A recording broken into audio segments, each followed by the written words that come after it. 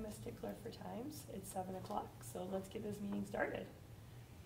I got a roll call. Callie is going to be gone. She is unwell feeling. Here, Emily Herndon. Here, Karen James. Jane Kipp. And Rick's online. And I forgot, what, the S is still in there? The S is I'll still in fix there. it. Sorry. Thank you. Okay. Approval of agenda. Can I get a motion for approval of agenda or any comments? I move to approve it. Okay, can I get a second? Second. Okay, all in favor? Aye. Okay, I see Rick up there motioning. Huh? He's talking. His lips move, but there's no sound. Hold on. Just like a silent movie.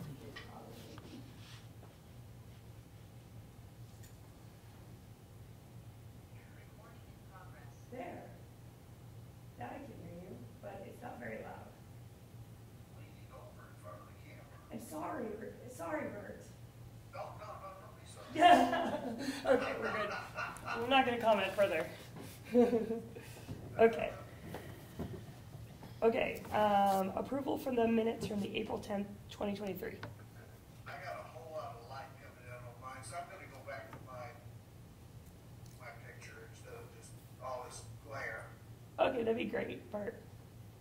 Oh, I don't know where my picture went. Emily looks better that way. Thank you. I can mute everybody. We'll let the peanut gallery continue. But anyway, can I get a motion to approve the minutes from the April 10th, 2023? I make a motion. Cool. Can I get a second? I'll second it. All in favor? Aye.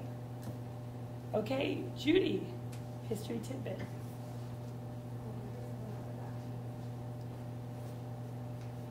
So tonight we're going to do history with a real story.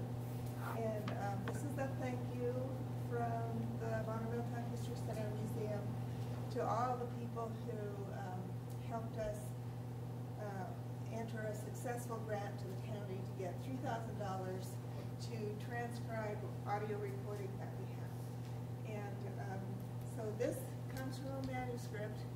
By next January, I'll be able to be reading to you from the transcripts that we created, more stories that we collected over the years. So this is called Memories and Short Stories by Willie Bateman. Willie was a lifelong resident. He went to Bonner School, had a 40-year career at the mill, and he, among other things, is an amateur geologist. He studied Native American history. He studied history of all kinds. He was a craftsman, has an extensive arrowhead collection that he found everywhere all over the years. Just a very engaging person. In '94 now, so we don't get to see as much of Willie as we wish we did. But he wrote this when he was a young man, reflecting back on his youth.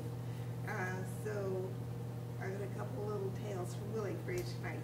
Memories and Short Stories by Willie Bateman. My first recollections were on the Big Flat, although I was born in Missoula at the Elmore Hospital, January 25th, 1929. We moved to the Big Flat in the spring of 1932. My father, Samuel Bateman, took a farm job with Florian Sear, doing spring planting and working livestock. My mother, Flora Esther, did the cooking.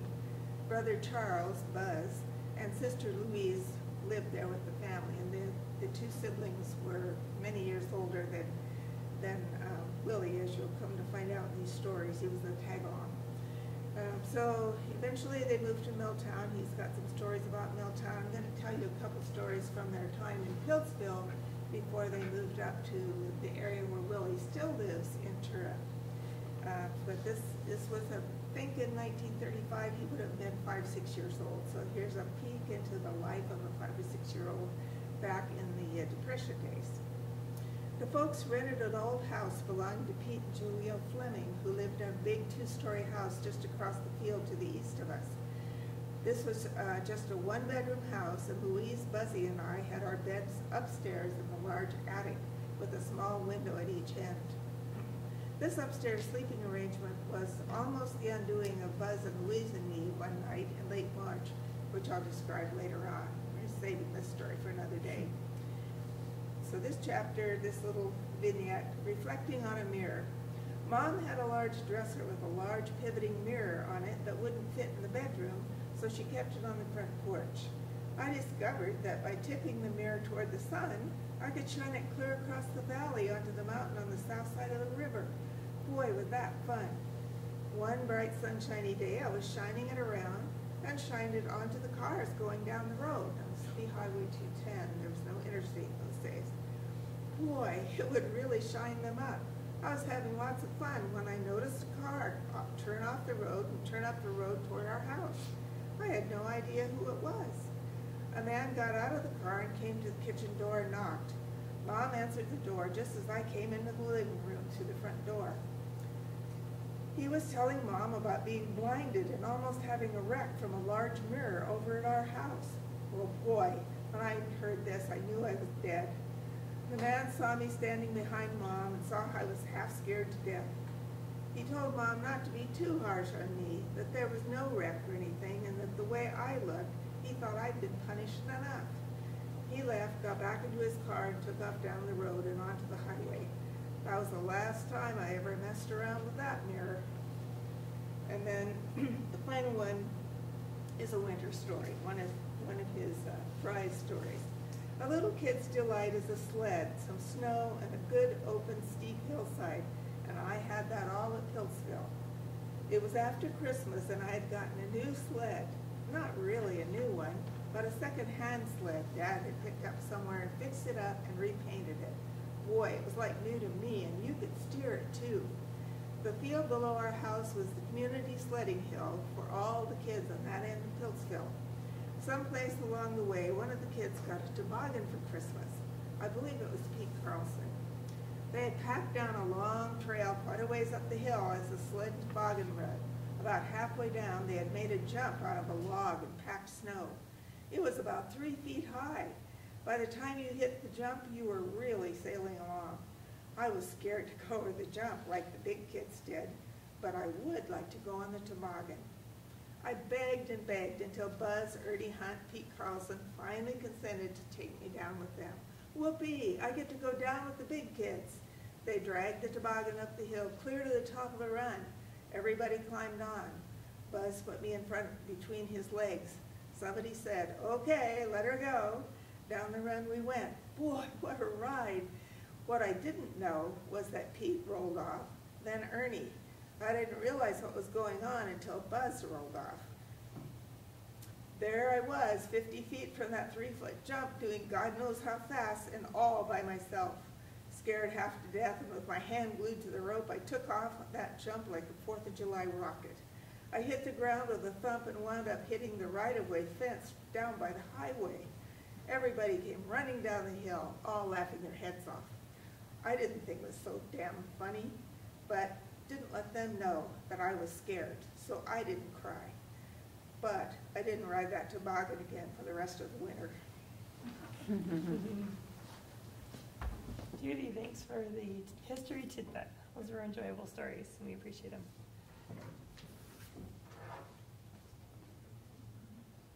How are we doing audio there? Oh, good. Always worry. Any public, so this is the first of 3 times we can have public comment for items on the agenda. So any public comment? I would like to bring up something. You know, there's lights on the trail in Hillsville, and we don't even know who owns them or is responsible for them. Most of them don't work. Okay. They're solar. Is there any way of finding out? I believe they were put in maybe through Missoula Electric Cooperative. We can, Bert, we can find out from the, oh, wait, Gary might know. I know who's in charge of maintaining those. Okay. Okay, And it's our organization, Friends of Two Rivers. okay. And we have put batteries in those lights before, but we need to do it again. And my partner that we usually get together and do that has but they probably, are any of them working? I think one, Just one? yes. Yeah. They intermittently work, some of them flash on and off constantly Oh. all night. Oh, Some of really? them never turn on. Yeah, And okay. sometimes it just seems to be, hit or miss. That was a young, an Eagle Scout project Yes, by a young man, his last name is Freedy. What? yeah, he lives on the corner, Yeah, near one of the lights, yeah. but he's long gone. Yeah, he's long gone, but we're supposed to help take care of those. It's fundamentally a county trail too. So all I can do is say that we'll try to get to that maintenance when we can. I think more people would use it in the dusk No? if the lights were working. Yeah. Well, thank you for noticing that, because I never know if they're on or off. But if they need fixing, we'll see if we can get that done. And just for the heck of it, the one that's west of the bridge got knocked over. Yeah. And it leans. That happened during the winter. They hit it with snowplow or something. Oh, yeah. I don't know whether somebody can ride it. Yeah. It will probably continue to tilt over till it falls in. Yeah. But Well, maybe by next month's Okay. meeting, we'll be able to go down there and do something about it. thank you. We'll give it a shot. Let us know if you need any help or Okay. something. Yeah. I've got to tell husband I will volunteer. Yeah, that's good. So- It's a little bit, it's hard to get up to the top of the thing then, if you're old people. like some of us. I get it, that's why. So Three Rivers is maintained. Friends of Two Rivers is, Friends of Two Rivers. we're sort of, have been the unofficial maintainers of those. Cool. One of our members was involved with the Eagle Scout project in the beginning. So Great. we've got some funds to buy new batteries and stuff, so hopefully we'll get that done. Sounds fabulous. Any other public comment for items not on the agenda? I just wanted to say it's kind of hard for us to hear the council members Oh, okay. and easier to hear the audience, but still difficult. Okay, let me know if I need to repeat anything from anybody. You're good. It's the other end of the table that's hard to hear. I'm always loud. Okay. Perfect. Let us know if we need to repeat anything from you, Rick. I have no announcements. Any announcements from the council members? Okay. And then we'll move on to guest speaker number 1. Lily, Hi, welcome. thank you. So I am here. I am one of 2 contractors working on the West Riverside infrastructure project. My colleague is Rachel Huff-Doria, who's not here tonight. And we're just a standing item on the agenda right now to provide some updates on this. So I have a couple things to share. One is we've created a leadership team. And actually, let me just back up. Let me just review what the project is really quick in case this is anyone's first time hearing about it. So Missoula County is interested in hearing from residents in the West Riverside neighborhood about if they're interested in working on infrastructure, and if they are interested in working on infrastructure, what that could look like, what they would need from the county, and also having them understand what the county would need from them, so sort of building a framework for how that could look. So we've formed a leadership team. It's 14 members, 13 are residents in the community, 1 is someone who works in the community very closely, and they have been working with us on this process. We also had community interviews before that. Some of the folks in this room were part of that and really helped inform the process from kind of like a grassroots or grass tops level, and provided recommendations to some of the folks who are actually on the leadership team now. So that's been going well. This was our third, that's why I was a little late. I was coming, we had our third meeting just now at the Lions Club at the park. We've been having meetings in person there. And the next part of this project will be a community conversation and learning event. And the leadership team will be helping to facilitate it.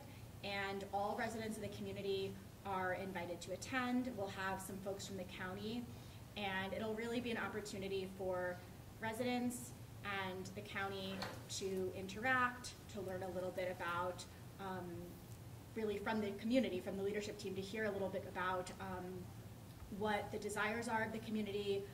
We've been doing a listening survey, which I'll talk about in just a moment, but that event will be a chance for the county to kind of hear some preliminary results of that, and for folks in the community to actually hear a little bit about different roles people play at the county and what potential infrastructure opportunities there are right now, things that are maybe already in development, ways that folks from the county are interacting with the community, and just opportunities going forward. So we'd really love for any community residents to attend, and other folks who are interested, who feel like they're stakeholders in the community as well. And the time is to be decided, but it's May 24th. The other thing that's happening right now for this project is there's a Missoula Voice page, which I believe, thanks Emily, you've sent around. And it can be posted again, maybe, or shared again. But right now there's a survey on that, and it's a few questions, and again, it's aimed at residents in the community, but other stakeholders who are interested in taking the survey and weighing in are also welcome. And it's really to get an understanding of hopes for the community, and then how infrastructure might influence those hopes. So everyone is invited to take that survey, and it'll be open through the end of June, but we will be sharing some of the preliminary results at this meeting, at this event on May 24th, just to get that information out to the county and have some discussion of it. Yeah, I think the only other thing is that all the project information is, again, like on the Missoula County Voice website. It's called the West Riverside Infrastructure Project. So anyone can go there and see more information about this project. To take the survey, you do have to register, but then you'll also receive updates about the project. So I am happy to take any questions about the project. Yes, Barry. So the website is Community Voice? Yeah, it's Missoula County Voice. Missoula County Voice. Yeah, and you'll see a number of projects listed, and the one that says West Riverside Infrastructure. Okay. Yeah. Okay. Yes, so we encourage everyone to take the survey. How many people on the leadership team? There are 14. And what's the current discussions right now? Yeah, If you don't so mind me asking. yeah, so the meeting today, so the last meeting we talked a lot about this listening activity and how the leadership team members could actually start going out in the community and collecting information from fellow residents. And it's actually, the questions are the same. So the leadership team members have them as like a kind of like interview questionnaire. And then they're also able to hand it out as a written questionnaire. And then people can also go take the survey online. So it's the same information. But we're just trying to provide different opportunities for folks to be able to share their voice. So at the last meeting, the one 2 weeks ago, we really talked a lot about how to do that activity, and we went through some of kind of like their own experiences. Yeah, we did back and forth, so we did some practice with actually like interviewing people, so they're prepared to do that in the community. And then today we did some debriefing about that, and we also did some preparation for this May agenda, this May event. So really talking about the agenda and what they feel like is really important to include, and how we can make the event welcoming, not repeat like any harmful practices they've seen at other community events. So yeah, the meeting was 5 to 6:30, and it didn't end until nearly 7 because there was just a lot of discussion. We also talked about analyzing the data. So we have 2 people from the from the leadership team who volunteered to help us analyze the surveys. We don't know how many we're gonna get in so far, it just started. And we have about 9 or 10 that came in online, and then we have, I'm not sure, probably about like 20 to 30 responses that the leadership team has gathered, and we're expecting that we're gonna continue to get more online as it's publicized. So we did a little activity tonight too on like practicing analyzing the data and pulling out themes, and now a couple of them are really gonna help take the lead on that. Does that answer? That answered a lot of my questions. The first one, follow-up, the Missoula Voice page has the exact same questions as the ones that are done in person. Yes, I mean, Okay, people may, pretty much. like, we've asked Yeah. them to try to, phrase them similar, but yes, it's getting at the same information and should be phrased pretty similarly. What are the questions? Testing my memory now. I'm sorry. Actually, I have them right here. So we're asking for basic information. We're asking for address, or just, I think online it just says what street you live on, and we're just trying to clarify whether people are residents or not of the community, because we will analyze data for people who are not residents, but we want to be able to clarify when we're looking at the data of what data is from residents and what isn't. So then the first question is, what are your biggest hopes for the West Riverside community? In 5 years, what do you hope the community looks like, feels like, or has within it? What about in 20? 2, what infrastructure, if any, do you need in your community? Explain. 3, when thinking about new infrastructure, are there risks, potential losses, or concerns? And 4, now consider if no new infrastructure is built within your community, are there any risks or challenges with that? What about in 5 years or 20 years? Yeah. I guess I'll just say, so we asked the first question more broadly about hopes, because we're really trying to understand vision for the community and trying to like put the infrastructure conversation within like what do people want in their community. And the surveys that I've seen so far, we've gotten quite a range of answers. It's gonna be really interesting to analyze it. Any additional questions from the community? Thank you, Lily, we appreciate it. We, feel free to let me know when that date is and the time is, Yes. and I'll make sure I get that out there. We had it listed from 4:30 to 6, and we're trying to push it back, so we're actually just waiting to see if the county's a little bit later, so Well, let us know and I'll make sure I get that published. Okay, Commissioner Slotnick, you are next on the agenda. Can I just say, it feels strange You- to go stand up in front of You can sit there. just switch around the picture. Yeah, great. So I'll just look at these guys, you guys, That's you come fine. sit over here if you want. Well, thanks for having me. I wanted to come chat with y'all, really about property taxes. And the reason why I want to do this now is because pretty soon in June, everybody who lives in Missoula County is going to get a note from the state saying, we think your property is worth X. And if the county levies as many mills as they did last year, your tax liability could be this. And I wanted to kind of unpack that a little bit, because these words are tossed around, mills and mill levies, mill value, reappraisal cycle, and most people don't know what this stuff means. Before I started doing this job, I didn't know what this stuff meant. So I really just wanted to kind of unpack that a little bit, and then sort of let that bleed over into a discussion about property taxes in general. Just ask me anything. Don't yell at me, but otherwise I'm excited to talk. So, taxation comes in units, and the unit of measure for taxation is a mill. So if you were gonna say how far is it from here to Butte, we would use miles, right? How tall are you? We're gonna use feet and inches. Well, if we're talking taxes, we're gonna use mills. But unlike feet or inches or miles, the value of a mill changes, which makes it tricky and a little bit more slippery. So the value of a mill is equivalent to 1/1000th of the total real estate value in the entire county. So just wrap your mind around that. All the real estate in the whole county gets divided by 1,000, and that equals 1 mill. Any Spanish speakers? Anybody study this little Spanish? Meal? means 1,000. I did Latin, it also means 1,000. It's the same, that's where this came from.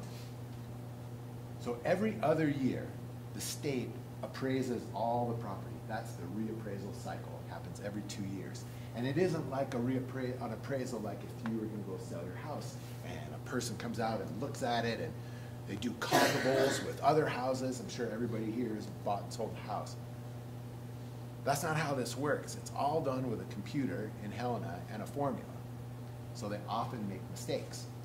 And I would be almost certain when you all get these notices from the state, not from the county, from the state in June, it'll say, we think, Ari, your house is worth $500,000 or $325,000, whatever it is.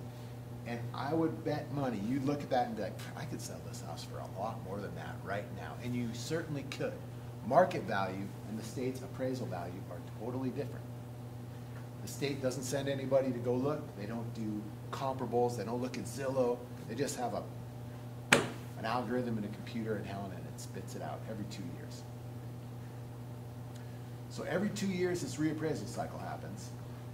Now here's the pop quiz part of it. How come the value of a mill changes?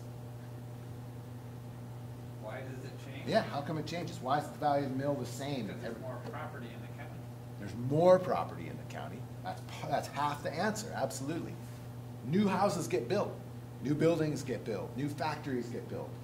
In the language of taxation, we call it newly taxable. It's only newly taxable once, and then it's part of the whole deal. So because newly taxable properties come online, the value of a mill is bigger, right? If the value of a mill is 1/1000th of all the real estate in the county, and there's some real estate that was built in 2023, didn't exist in 2022, that number is going to be bigger, right? But there's another reason it grows too. Inflation? Inflation, and another one yet. What's happened to housing in Western Montana? Increased pricing? Insane, like this. In 2022, Missoula County went up 28% in 1 year. Certainly inflation's a problem and part of it, but that 28% had nothing to do with inflation and everything to do with a whole lot of people wanting to live here and us not having enough housing to accommodate them. So it's a scarcity situation. People want something and that thing isn't readily available, the cost goes up. And for whatever reason, everyone and their cousin wants to live in Western Montana. This year, the state is tossing out there, it could be that a mill could increase in value by up to 35%. Insane. Now, before you throw anything at me, that does not mean taxes go up 35%. That just means the value of a mill went up. So there's two pieces to this tax equation that are really important. One of them is the value of a mill, and the other one is the number of mills. So we can talk about a mile, but how many miles is it to Butte? It's one thing if it's 10, it's another thing if it's 150, if you're gonna bike or you're gonna walk or you're gonna drive, right? The number is really important. So the value of a mill, 1/1000th of all the real estate in the county. Then the number of mills, you multiply them together, and that's the total amount of tax liability for the whole county. So the state sets that number of mills. They have this thing called a mill cap, and it's a wall, and or a ceiling, and you hit it, you can't go any higher than that mill cap. Mill cap is the same number of mills that you did last time, plus an amount of new mills that will increase in dollars by half the 3-year average of inflation. So you get to go up by half the 3-year average of inflation. We're going to go sideways here, but I promise we're going to come back. What are some of the things that the county does? What sort of services does the county provide?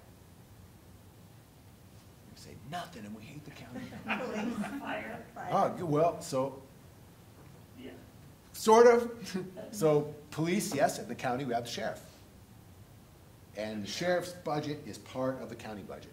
Fire is rural fire, and they have their own taxing authority, separate from us. So we don't approve their budget, we don't do, so those fire mills are over here. But yeah, roads and public safety are the biggest two things. Oh, here's a little pop quiz. Public safety, what do you think the most expensive thing is that we do? By far, crushes everything else. The most expensive thing in the whole county. Who said that? Rick. Yeah, he's worked in local government. It's the jail. It's a city of 400 people that runs 24/7, 365. And I'm not saying, I'm not being critical of it saying this. I actually think we have a really, really well-run jail, but it has to run every single day. And it's really, really expensive, and it's hard. Working at the jail is a hard job. The people who work there should be applauded for their efforts, and it's because when you work at the jail, you're in jail too. It's a tough, tough spot. So, could you imagine us going to some website somewhere saying, we need more radios for the folks who work at the jail, and we'd like to buy those at half the 3-year average of inflation? Or we could go to Les Schwab and go, we got 60 rigs, we need 4 sets of tires per year. These things drive 40,000 miles a year. So we'd like to buy those tires at half the 3-year average of inflation. Or what if we said to the folks who work at the jail, I know you make 20 bucks an hour, it's a really hard job. Inflation was at 6% last year, but we're gonna give you a raise, we're gonna give you a bump of half the rate of the 3-year average of inflation. So what do you think the folks on the receiving end of those asks would think? Would that go well? What does it amount to? Half the 3-year average of inflation Yeah. is half the 3-year average of inflation. Which is so roughly the difference between 5%? this year, I'd say probably 3% and 6%. Yeah.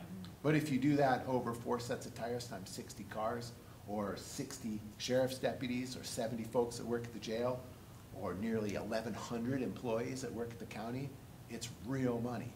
It's not, oh, it's an extra 50 bucks. It's millions and millions of dollars. So we would be stuck. We would have to cut people every year were it not for what you mentioned, newly taxable. It's a grow or die situation. And we're fortunate in that we are growing.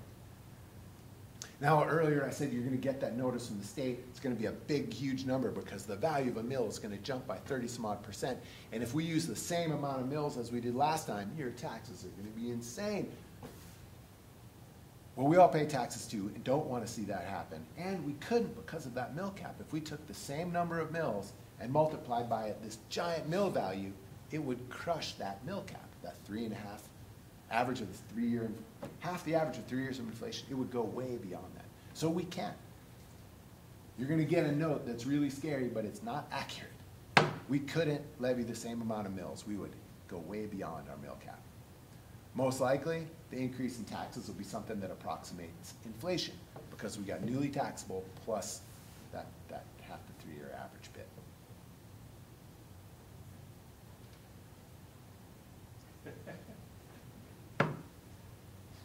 What do you think?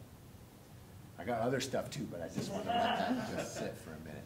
So when the property values, or when the number of new places get increased, and that increases the value of developments, does that? Increases the value of developments? Yeah, I mean, you look at the property value, that's the basis for the mill levy in the whole county, the whole county property value. And a lot of them are gonna be new residents that weren't there, new residential things that weren't there. So that causes the total property value to go up for the amount of mills, I mean, right? I mean, Totally following you. So property value is, well, the state is gonna set that, and it's somewhat based on the market, but somewhat based on their formula. but your new growth is gonna increase that value in the county. Of the mill. Yeah. Yes, the total value of real estate increases if new houses are built. Yeah. Yeah. And so does your mill cap, does the amount of new growth affect the mill cap? No, Or you- no. So you take that amount of new growth, it's gonna give you more mill levies anyway. More mill space, yeah. Now, Yeah. it's not like insane. I mean, if you look around the county, there's new things being built, but there's a whole lot more in the city than in the county. And this is important because the money that comes from a new house does not fully cover the cost of bringing services to those people.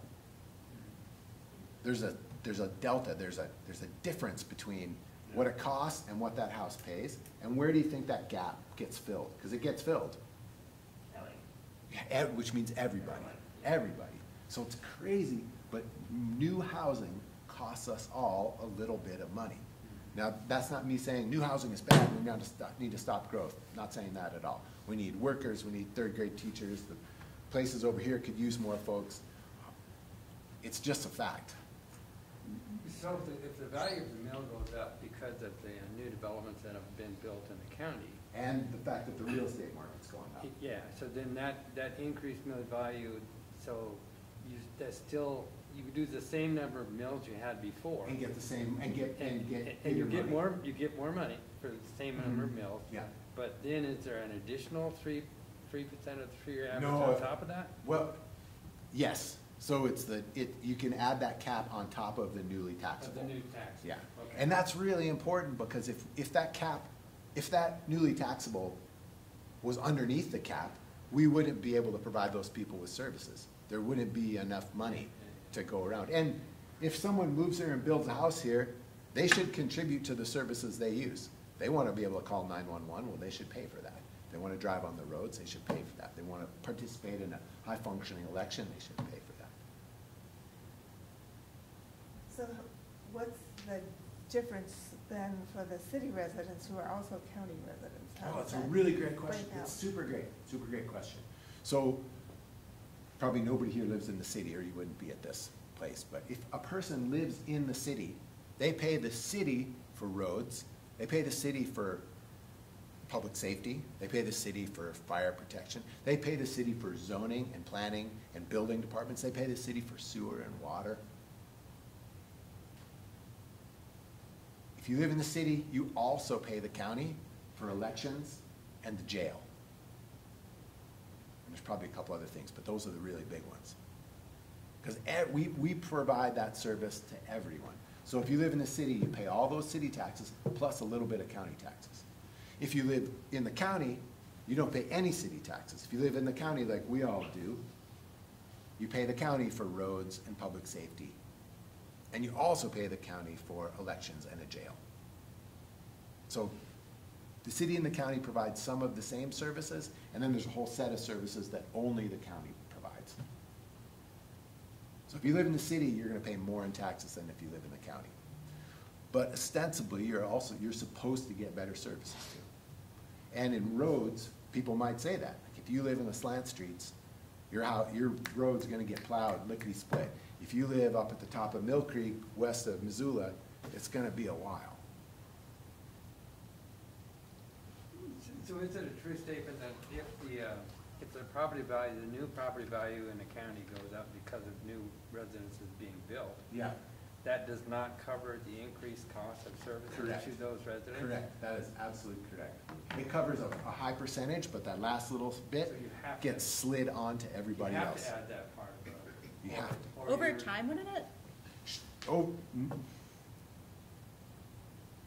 no, I mean, because then it's not a new residence anymore. Then it's Yeah, but I'm just part saying of if they're paying into the system for years, at some point. I guess at some I don't point know. they would, but every year there are new costs too, so it's not like you buy a house and you're buying it down. It's every year we gotta pay the people who work at the jail and pay the people Yeah. who work on the road department, all of that. So the So- county really has to have that 3% of the 3-year average or whatever that was. in order to- If we didn't have new growth, we would really be stuck. Yeah. We would have to let people go year to year. And then there's another piece to this, though, that everybody is familiar with, that's also outside of the mill cap. There are a few things that are outside of the mill cap besides the 1 year of that newly taxable. And they are voted-in levies. So a levy means it's a tax that's gonna happen every year, forevermore, versus a bond means we borrow the money and then we pay it off with taxes, then the bond goes away. So we did a big old bond for Fort Missoula Regional Park, we did a big bond for the library, those get paid off. But we've done levies for, I can't think of one, but if it's a voted-in levy, that means it's citizens voted and it's there forevermore. And we had some last fall, and they both failed. So people said, nope, we don't want an ice rink, and we don't want to pay for more services for people in crisis, we're not doing that. And so that didn't happen. There's another thing that the city does, and we do small versions of it, called special districts. So the city has a special district for parks and a special district for roads, and that's outside the mill cap. Basically, they drew a line around a chunk of the city and said, this is a parks district. And they sent everybody a postcard who lives in that district and said, if you want to be out, you got to check this box and protest, and then it can go to a vote. People didn't protest, it got created, and now that Parks District gets assessed for taxes to run the park system, but it's outside of the mill cap. So voted in levies, voted bonds, and special districts are outside of the mill cap. The one that we do in counties is called an RSID, a Rural Special Improvement District. Yeah. Are you guys, is anybody involved in one of these? We had one of, we had an RSD for the road, Tremper Drive, and Okay, yeah. anybody think it's paid off? Well, it could be.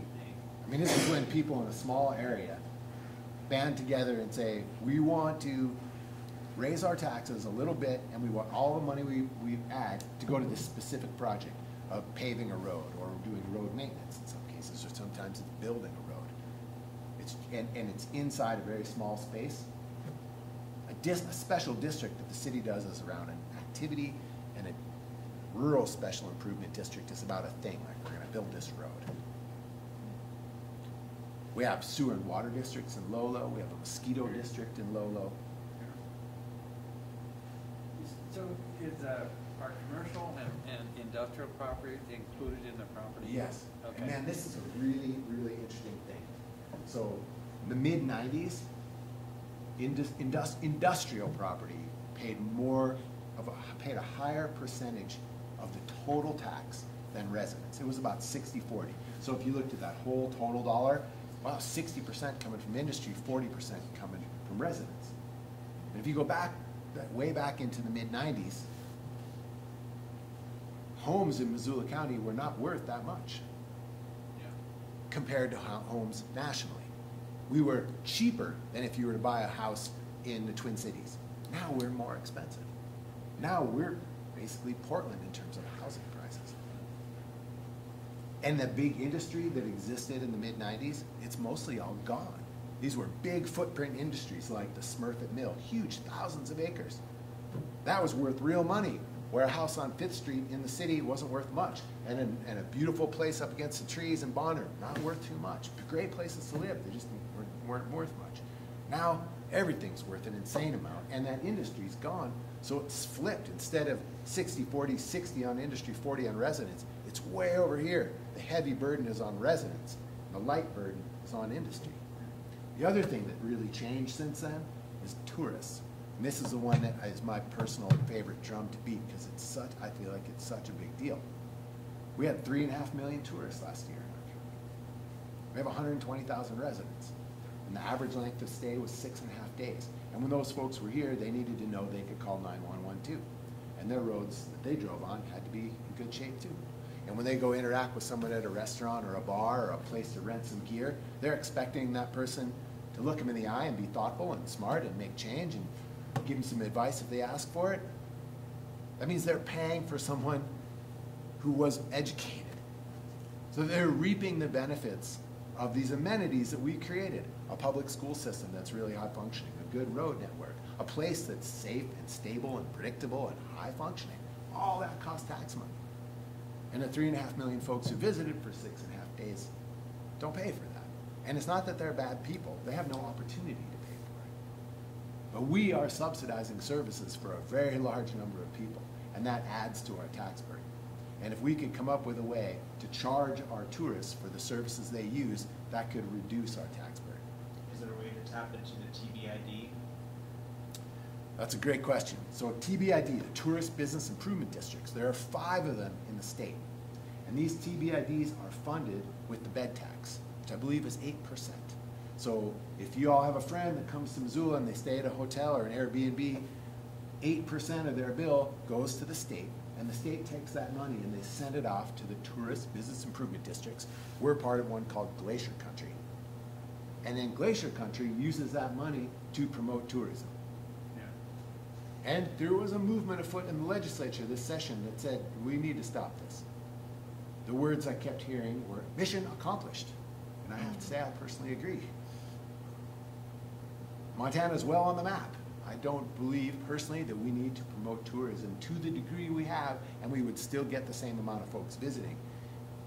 Everybody's here, and promotion, I also believe, is not a function entirely of the TBIDs. It's everybody who went on vacation and posted about it on Instagram or Facebook or made a TikTok video. And then wherever you are, like, ooh, look at that, that was pretty sweet out there in Missoula. So a whole lot of promotion is being done for us, for free, and the damn Yellowstone TV show.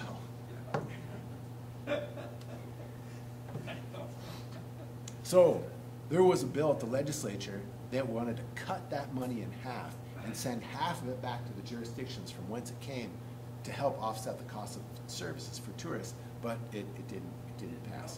It didn't pass.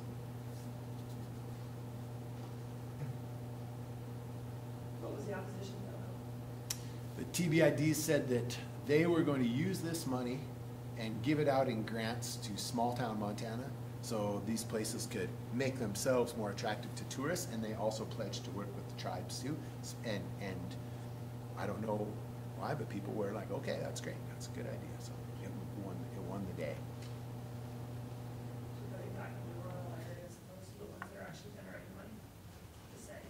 Yes, Okay. yes, yeah. The idea would be, oh, don't worry, we're not gonna promote Missoula County and Gallatin County anymore. We're gonna promote Fallon County. And so we get it, Missoula's crushed, Gallatin County's crushed, but Fallon County should enjoy the benefits of tourism. And yeah, all true. I'm not saying it's just, it would've helped us. So when we get this thing from the state that we're gonna Yeah. get that gives the value of our house Yeah. and our residential property, what if we disagree with what they? Oh, that's a great question. You can appeal to the state, and they make mistakes a lot. And the typical mistakes they make are they'll say, oh, since you have a finished basement, your house is worth $80,000 more than last year. And then you go, wait a minute, we didn't refinish our basement. And then you send them a note, and sometimes that's enough, sometimes they want to have somebody come look, but they often make that kind of mistake. Or they'll say, oh, well, your house is 5,700 square feet, and you're like, no, it's actually 2,200 square feet, and then they, oh, okay, sorry. And it really isn't some person being malicious, it's just, Oh, yeah. and I have heard that they're actually not bad to deal with. So there would be a contact. I don't know if it's on that sheet, but you could reach out to the Department of Revenue and say, Yeah. I want to appeal, and there's somebody that, you will not be the only one. Yeah. So, it's a question Might they've take a heard. while. It's a question they've heard before, for sure. Yeah. You fill out the paperwork and they send somebody out to talk to you. Hey, you did it, how'd it go? You have to argue with them. You don't, I didn't agree with what they said about my home, Did you win your appeal? probably not. The one in, when I lived in Missoula, the one I did, that they were appraising the house way too high for what it was, and a lot more square footage, like you Yeah. said, than what was in the house. Yeah. And Did the they only give way you you find out is you have, until you have them come out, and they actually measure. Did they give you a market value or an assessment? Pardon? Did they give, is the number you get that you might protest? They don't, market they or- call it an assessed value, they don't mess with the market.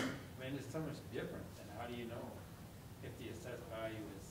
I mean, there? it's gonna be That's- because of, That's just what they use, I mean, Yeah. it's a, they take everything into account, finished basement, like you said, how many bathrooms, how Right. many bedrooms, they take all that into account when they assess your house, what the value, what value they put on. yeah.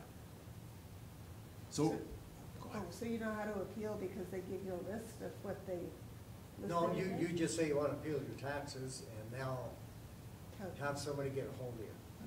And then they'll set up a time to come out. I actually went through it Talk once, with you. because my family has a farm, and our land is taxed as agricultural, and then 2 years ago, we got a note saying, well, it's developable value, so you owe us $4,800. You know, it's a farm, and they had to send some people out, and they stood at the gate and looked at a field of crops. Okay, it's, they were very nice. It took like 90 seconds. Yeah. That was it.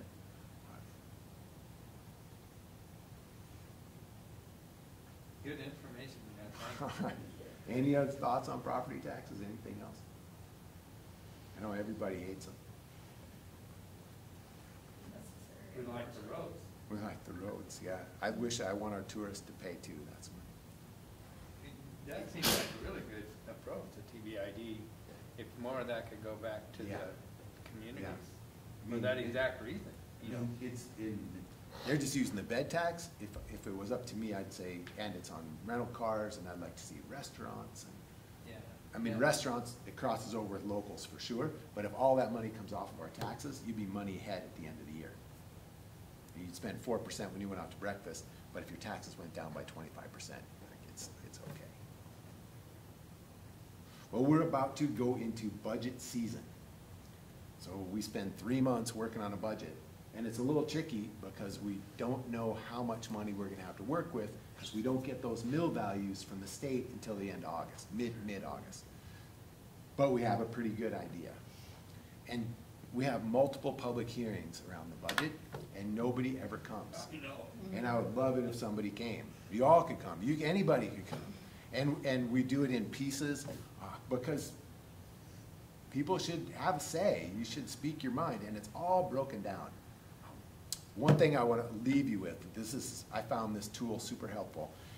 I'm going to write this down or just remember it. If you go to Missoula County Property Tax Information System and type in your address, then a rectangle will come up, and with a bunch of little bars on top, or little like ovals, and click on the one that says taxes.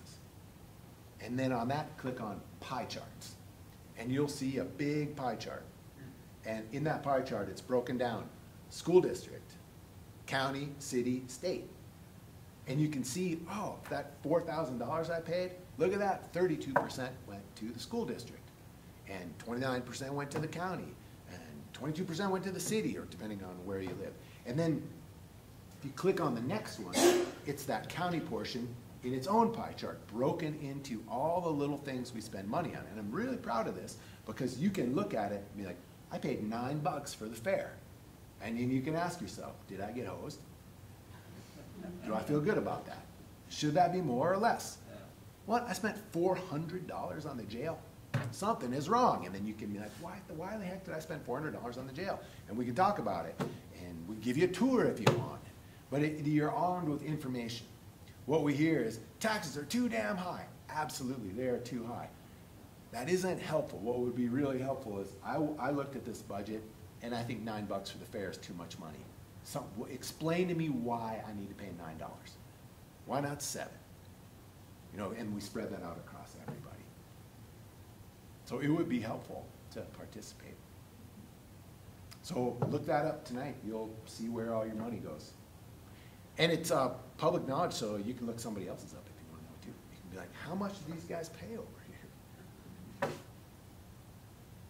All right, well, there you go. Thank you. Any other questions, since we don't usually have? And you can ask me about it. We can put property taxes away and talk about roads, or you can talk about this super cool project, or anything else. I'm here for a little bit. Can I would like to thank the- about taxes? Yes, please do, Rick.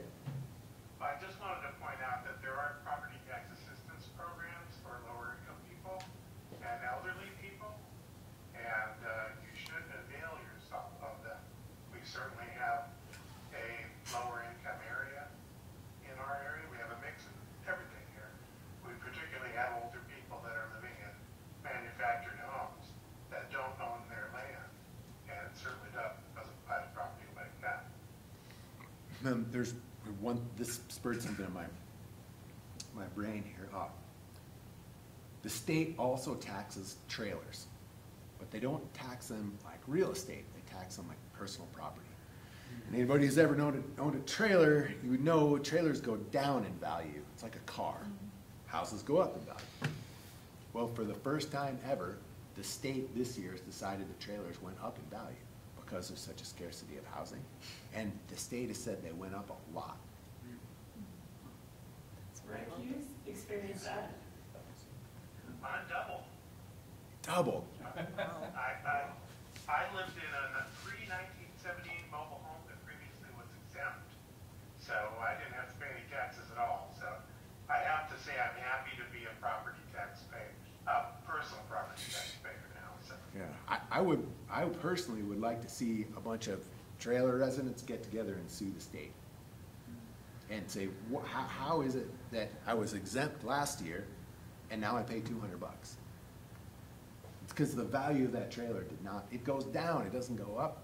We looked into it from the county level, but we don't have standing. You got to actually be living one of these things to do it.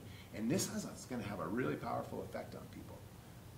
Because everybody pays taxes, pays property taxes, even if you're a renter. If you're renting a trailer and the owner got hit with a new $200 bill, they're going to pass that bill on to some degree for sure.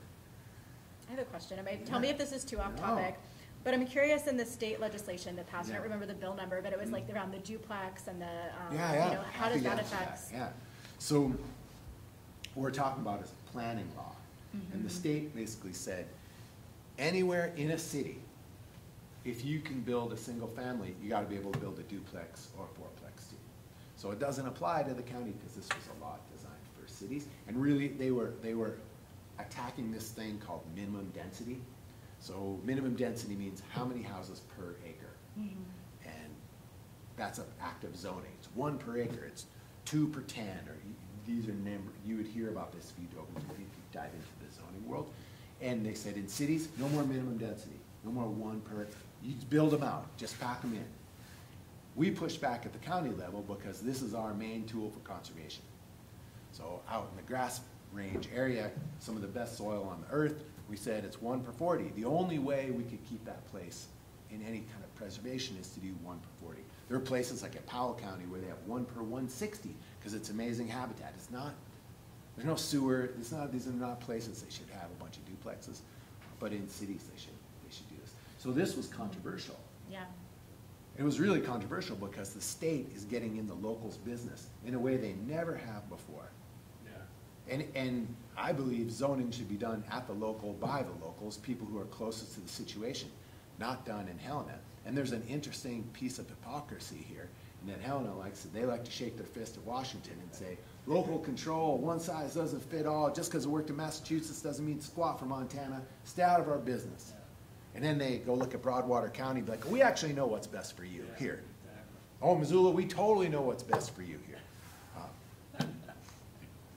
And Montana has a lot of diversity in our counties in terms of what does the economy look like, what's the land feel like in terms of who lives there and how many people live there. They're really, really different places. I mean, median home price in Gallatin County is like $900,000 right now. It sure isn't that way in Daniels County, right? And that these all should have to play by exactly the same rules is kind of a little messy. So it could affect in the city, but not the county. It's not going to affect, it's going to affect the city, but not the county. And most of Missoula is zoned that way anyway, not all of it. What's going to happen is that people, when this functionally happens, neighbors are going to get really mad. Yeah. And I believe they'll get mad because for decades, if there was a subdivision going in across from your house and you didn't like it, you could rally your neighbors and go to a public hearing and shake your fist and make a good argument, and maybe you win the day. There's some gray area in there for judgment. Well, let's say they're putting a fourplex across the street from you. Well, the state just said it's okay, you got nothing. And you'd be like, wait a minute. Last month I could stop something. Now I can't stop something? And that's the law. So it takes some power away from people. Now others who are housing advocates should say, well, those damn NIMBYs have been stopping housing for 40 years, and if they hadn't been stopping housing, we wouldn't have a shortage. And so both of these are criticisms you would hear out in the world. And I'm not saying where I fall, it's just you would hear all those things. Off subject. Yeah. Off subject. Sure. Major legislation changes that affect Missoula County. Top 3 or whatever. Oh, geez, I wish I was way better informed here. Okay. Something from your mind. House Bill 819, in terms of housing, is going to make some money available for down payment assistance that wasn't available before, but the rules are really cumbersome. So that's going to be a new one. It's almost easier to say which really bad ones got stopped. Yeah, they're like, oh man, it's not going to affect us, and it was going to affect us. They were going to move all the elections to every other year, which would mean a ton of money every other year rather than smaller money spread out. And it would be printing a ballot like as thick as a phone book, and it would really mess with the stuff down ballot. Like, look, nobody voted for who's going to be on their community council because after the 5th page, they were done. TIFs and TEDs, you all heard about these? These are definitely controversial. And they're both, I believe, really effective catalysts for development. If used properly, they can spur economic development. And when used not properly, they can keep money out of the tax system. They should have gone into the tax system. And I believe the TIFs needed some tuning up. It didn't. They wanted to scrap them and change them, and it all just kind of went away. They couldn't reach agreement. So the TEDs are what happened in the county. It's really around industrial development. That's a TED right there. And all that development is because it was a TED. And look what happened. There's hundreds of people working there. And when the TED's finished, that thing will be of way greater value than it was before, and we get the money back in terms of property. The greater we get it back in property taxes. What's the biggest changes in the budget items you're looking at? Oh, for our budget? Yeah, that's a good question. So there's the same things we see often. Software updates are really expensive. We've looked at all the needs. Basically, the way we do it is we have 30 some odd departments, and we reach out to those departments and say, what's it going to cost for you to do exactly what you did last year? Give us that info. Oh, and what are the new, better things you want to do this year? And you got to make a good argument for it. And this year, we've decided these are our priorities and our values. And so make sure that what you ask for fits these. A budget is a kind of a description of your values. This is where we're choosing to put money. And this year, given that that mill cap is right there, we are putting an emphasis on people. We're going to keep the staff we have, and we understand that people live through some pretty tough inflationary times and are going to try and get people raises so that they don't leave. Because when they leave, then you wait a whole lot longer to get your vehicle titled, right? Or your subdivision doesn't move through the more mistakes. So we're de-emphasizing gear and we're emphasizing people. And we're really emphasizing partnerships. Like, what can we do to work with the private sector, to work with the city or the state? How do we do this in a way that we share the burden a little bit? But people is the big budget item. Big things that might affect you all. Sharon's going to have a new parking lot. I'm really excited about that, and that will accompany a no parking ordinance. So the cars will not be parked on the highway. Yay. I know. It took 3 years to make. So I'm really, really excited about it. Yeah, and I just want to get it up. I just want to get it up before somebody gets hit by a car. Well, it's been really great to be able to go down to the confluence and not have Yeah. all the cars. in Isn't that nice? So thank you. for Yeah. All of that. This infrastructure finally is taking root. I'm sure we're still going to see congestion over by the Deer Creek Bridge, and we're going to have to figure that out too. Do you guys know about the River Ambassador program? Remind About us. that? So we have, I think there's 4 or 5 of them. They work for the Clark Fork Coalition, but the county pays some of the bill, and FWP pays some of the bill. Clark Fork Coalition does the oversight. And these folks go to these high-volume river access sites, wearing a bright-colored T-shirt and a hat. They don't have arrest authority, but they give out information. So 3 years ago, we were able to do a program with the sheriff's office where we took school resource officers and made them river deputies in the summertime. So they just moved back and forth. And at the end of that first year, we did a debrief of how to work. And resoundingly, what they said was, we need more boots on the ground, but they don't need to arrest anybody, because what do you know? Most people actually want to do the right thing. They just don't always know what it is, or the right thing is kind of hidden from sight. So I just parked there because there was a spot. Well, you can't park, right? So it's also way cheaper to have some college kids in bright orange T-shirts who are recreation management majors and love the river themselves. We pay them to be out there and help people where to park and give them bags for the river, rather than having, we still have the river deputies, but that's the last resort. We're using the heaviest tool last and the information first, but you'll see them. Any additional questions? I just wanted to thank the county for what Lily and Rachel are doing. Yeah, I love that. I mean, being able to get in touch with the community, one of the things that's gone downhill over the years on here is a sense of community togetherness. And so what you guys are doing may begin to reform some of that. But we really need it, you know, a sense that, yeah, this is our neighborhood, let's make it cool. I hope so. I would love to improve the infrastructure out there, specifically the septic systems that are really old. Make it better. better. Yeah, Yeah. it's point of tension. It's great that you're doing that. It's been really wonderful to work with the community, and thanks for giving us so much advice in the beginning of the project, Gary. Well, and you have 14 people, and that's a great start. I was somewhat surprised that you found that many. But People were really willing. Yeah, everyone really wants to engage. Yeah, good. You know, it's. But they needed someone to give them a little bit of leadership, because they were always there. There was nobody giving them a place to focus their energy. Yeah. And I'd like to thank you for the Rural Impact Grant. Oh, We great, benefited great. from it. I just read this little history before you got here. I'll send it home with you. This is the kind of thing we'll expect more Nice. of Okay. after our project is completed. Great, thank you, I'll take it with me. Yeah, I want to increase it for next year because it was so popular. And it's a good way to get projects done out on the ground. Yeah, yeah. Oh, other little news, you guys hear about Clinton? The new, they're gonna have a community council now. Did that pass? Yeah, it got passed, and a skate park. That's cool. I'm really psyched about it. They actually have to have an election, is that right? There's some Yeah. people that want the position. Yeah, Amazing. hopefully it'll go, so. Excellent. Yeah, well, thanks a lot for having me, and never hesitate to reach out. I'll send anybody back a text or an email. Thanks, guys. Thank you. Okay, we do not have Jeff here tonight, so moving on to bouquet period. Oh, we had a Lily one. We had a Missoula County for the grant. Yeah, and I guess not surprising, I've been thinking of another one, and I'm normally a criticism of Northwestern Energy's planning process, but not of their services.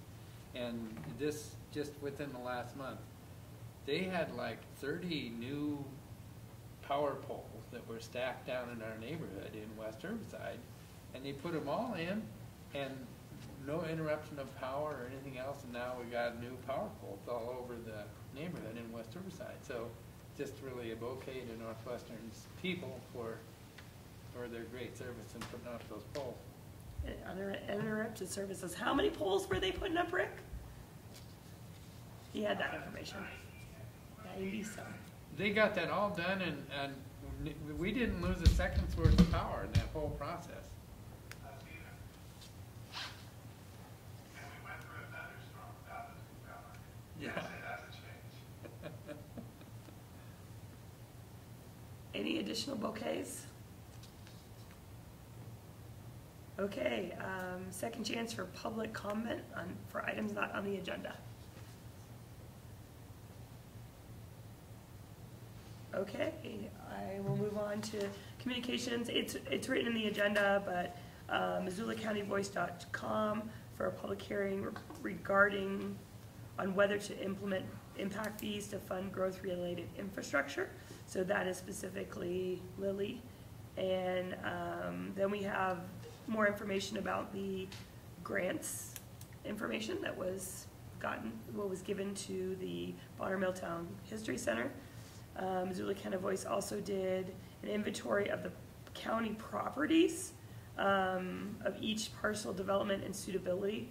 I think I should reach out to Emily and get her on about that project. Are you familiar with that project, Rick or Karen? Which one's it? The inventory, land inventory project? I am not. So they just took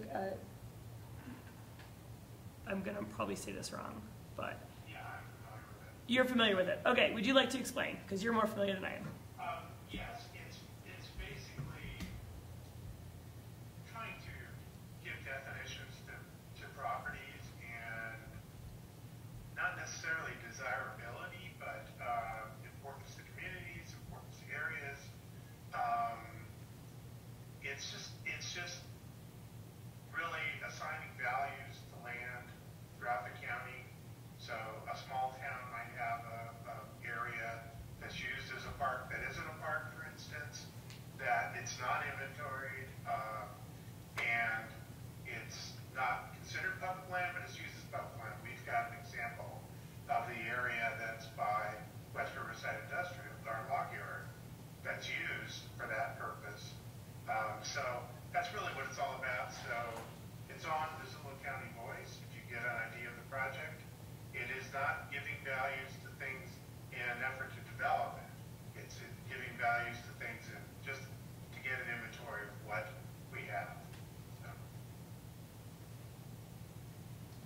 And then the last piece is Marshall Mountain, and to secure permanent public ownership of that. So those are the 4 items that are currently on Missoula Voice that kind of affect our area. So there's a lot of other stuff on there. So, Rick, Treasurer's report.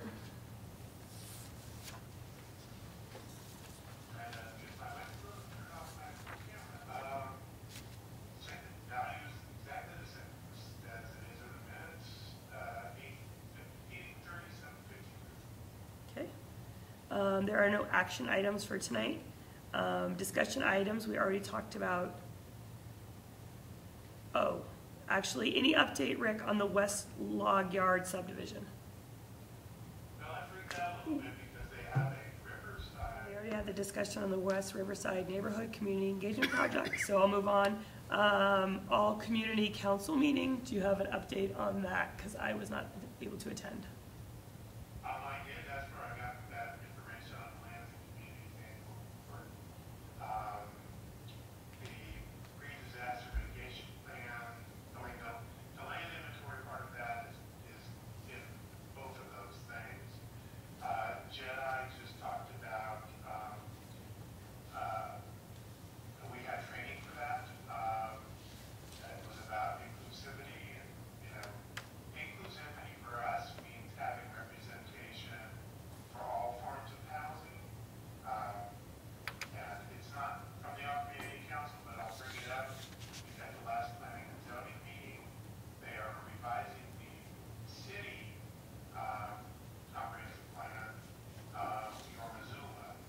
And I asked if they're including people that live in mobile home parks in that. And the answer was no, we're not talking. And so, when we talk about lands and communities and land inventories, we have to understand that for our community, certainly, and for other communities, mobile home parks are the last form vestige of affordable housing. So I'll get off my soapbox on that. So. Okay. And final public comment.